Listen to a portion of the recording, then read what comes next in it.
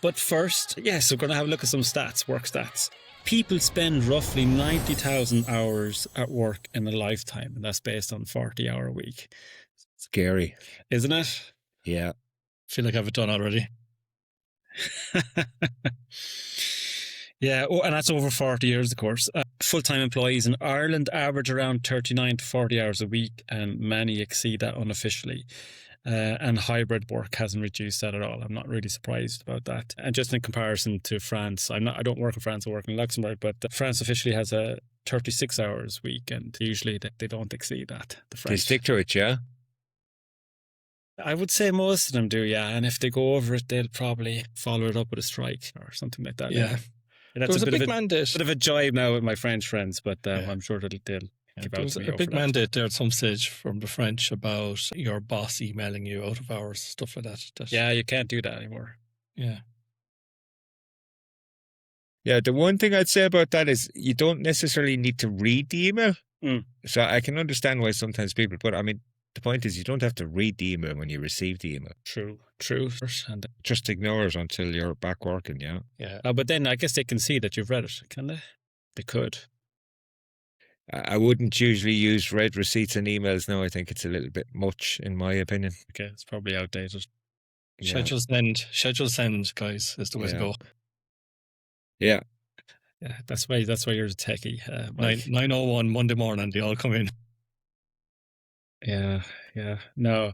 What else? Most people will change careers 3 to 7 times during their lifetime, and the average Irish worker changes job roughly every 4 to 5 years. I don't know if that's changes kind of career type job or whether it just changes company, but I would say it's probably changes company and stays in the same career. Research shows that around 20 to 30% of workers report being disengaged at work. I'm surprised it's actually not higher, but it's still, that's roughly 1 in 4 people are not particularly satisfied.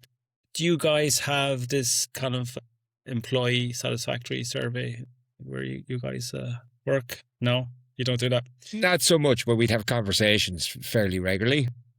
Okay, yeah. We have, that's a big, so I work in a bank, and that's a big thing over here at banks, where you get this annual survey and lots of questions, and I'm not a big believer in the output of that. I don't think they really bring any Ticking box exercise, I think, for the HR department. I have come across it here, but mostly in large enterprise settings. Yeah. It tends to be probably in the banks. Yeah. It's a big thing for us. But I always feel the result of that depends on the person's mood on the day that they're actually completing the survey. Also depends on the questions you're asking. That's true too. Too. What else? Research suggests that career satisfaction often dips in the 40s before rising again later. So apparently your 40s are the wobble years. It's interesting because when I hit the mid-40s, that's when I kind of had my wobble. And I was actually during COVID as well. And the same for my wife as well. And we both changed. I didn't change career as such, but I changed companies. And my wife totally changed career, mid-40s.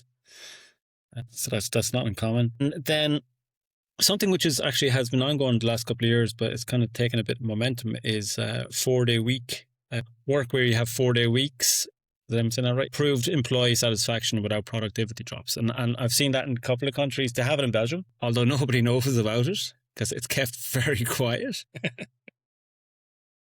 I don't know anybody in Belgium doing it, but it is possible to do in Belgium. But you compact the 40 hours into a 4-day week. I think maybe for some jobs it's good, for other jobs maybe not so good. And I know they're doing trials in Poland and Portugal and in Germany as well. And I know Finland are also pushing for it. I don't know. Do I want to compact my 40 hours into a 4-day week? Not so sure. Yeah, I think there's a lot to be said for it, and it's something that it's a goal that we have for the business rather than necessarily we're there. But I do think there's a lot to be said for it, in my opinion. Yeah, for me it depends on the type of job. I think it would be hard to say. Yeah, but I think we'd be less about the 40 hours and more about the output. Mm.